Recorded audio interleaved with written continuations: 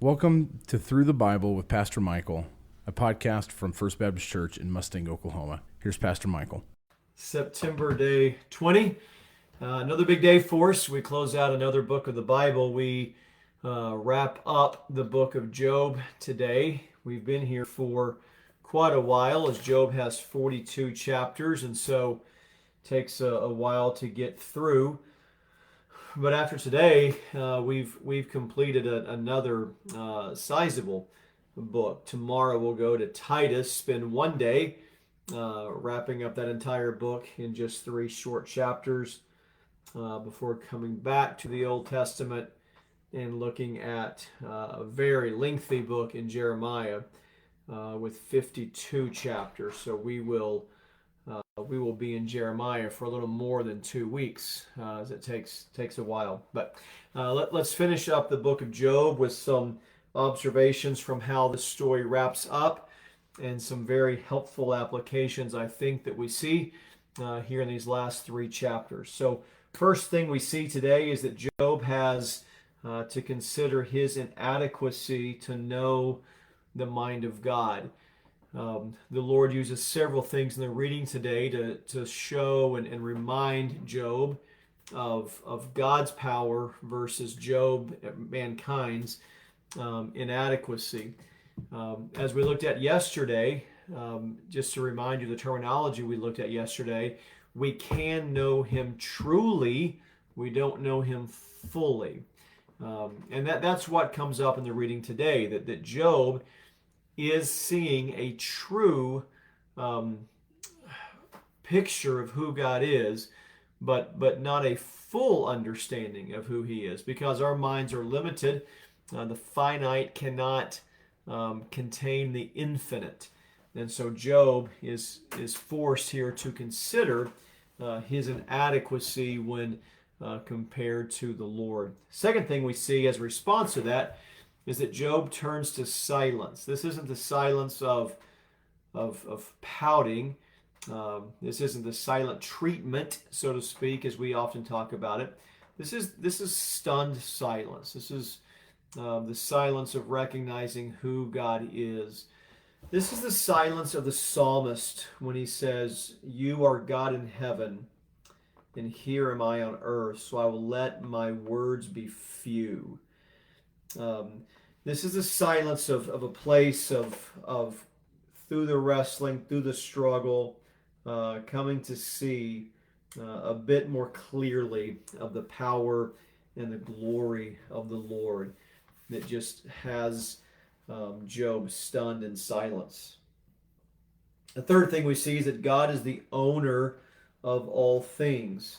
He's the owner of all things. Psalmist speaks of it in similar language, that he owns the cattle on 1,000 hills. The Lord has created the animals. The Lord has created mankind.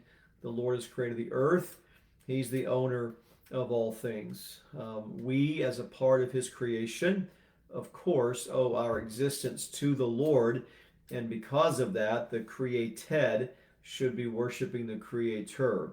And Job, as he's in stunned silence, also comes to reckon with the power of God as the creator and the owner of all things. The fourth thing we see is that Job humbly submits before the Lord.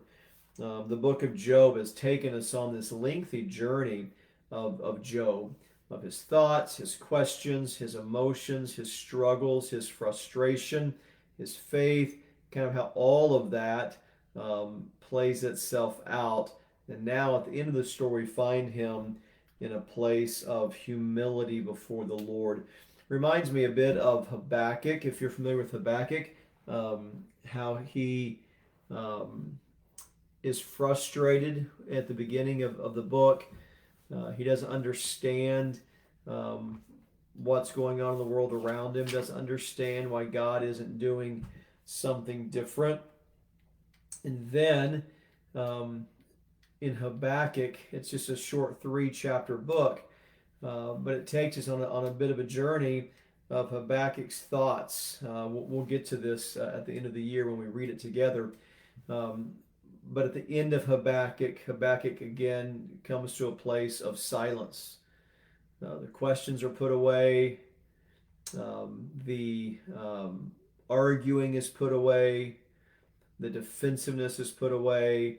And at the end of Habakkuk, at the end of chapter 3, the end of the book, he says those classic words of, even if the fig tree is empty, even if there's no cattle, even if there's nothing growing, yet I will trust in the Lord, he says. That even if everything he knows is done away with, he affirms his trust in the Lord. And what we see in the Bible, in Job and Habakkuk and some other places, and in our own life and experience as well, that part of spiritual growth is when we come to the place where we sit in silence a bit, and we kind of stop the talking and stop the arguing and stop the debating, and just recognize and focus on who God is as our Creator, as our Lord. He's the owner, we're the steward, and we just humbly submit ourselves before the Lord. And then a fifth observation is that Job views the Lord through the eyes of faith. Job views the Lord through the eyes of faith.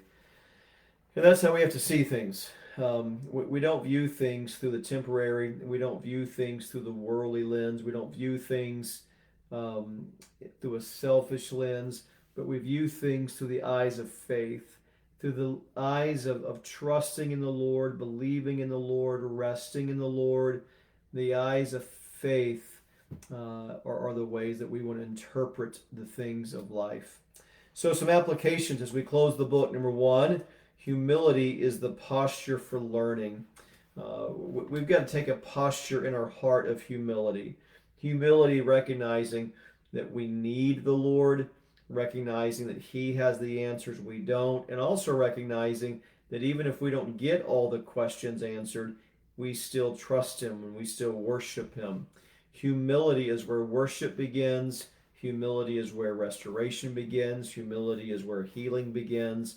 And so we want to assume a posture spiritually of humility before the Lord. Number two, sometimes silence helps us consider the ways of God as we focus on His word, not our words. Certainly it's good to pray and to bring our requests and needs to the Lord. It's good to sing to the Lord. All those things are wonderful. There is a place for us just to sit in silence and to just take in His word. Sometimes our lives get so noisy and so loud, and we fill our lives with so much of our words, our thoughts, our questions, our opinions, our interpretation of events. Sometimes we just need to sit in silence, read the word, take in His word, shut our words off for a moment and take in His word, and then use His word to help us articulate our prayer back to the Lord. A third application, trust the one who holds all things at His disposal. Trust in the Lord. He has all things at His disposal. He can use anything in creation to bring about His will, anything in creation to bring about a blessing for His children. The Lord is the owner of all things. Let's just trust Him. We have access to the throne of grace to pray. The Lord blesses us and gifts us according to His riches. He never runs out. He never exhausts His ability to be able to bless His people. So let's just trust the one who holds all things at His disposal. Number four, our God gives good gifts to His children. We see this in the reading today. Our God gives good gifts to His children. And sometimes we go through suffering, and sometimes we go through persecution, and sometimes we go through tragedy. Sometimes we go through great loss like Job and don't know why and can't explain it all. Yet over and over again, the Lord shows and demonstrates that He continually gives good gifts to His children. Reminds me of James 1:17 that says, every good and perfect gift comes from above, coming down from the Father of heavenly lights, who does not change like shifting shadows. Our God gives good gifts to his children. And then we're going to summarize the book of Job with one final application: trust God's plan. Simple as that. Trust his plan. We don't know always what he's doing. We don't know why he's doing it. But we trust his plan. And I just want to encourage you. If, like Job, you've got questions and doubts and struggles, and you're just trying to figure out, God, what are you doing? God, why are we going through this? God, how long is this going to last? God, why don't you take this problem away? Through all the questions, through all the struggle, through all the doubt, we've got to come down to a place where this is where we land. God, we trust your plan. We trust your plan. And then finally, a summary from Isaiah 9. Very familiar words as you read this chapter today. These are words familiar to us that we often think about at Christmas time. The summary of Isaiah 9: our Redeemer is a counselor, a mighty God, and our everlasting peace. Let me just read to you as we close today, Isaiah 9, verse 6. For to us a child is born, to us a son is given, and the government shall be upon his shoulder, and his name shall be called Wonderful Counselor, Mighty God, Everlasting Father, Prince of Peace. And of the increase of his government and of his peace there will be no end.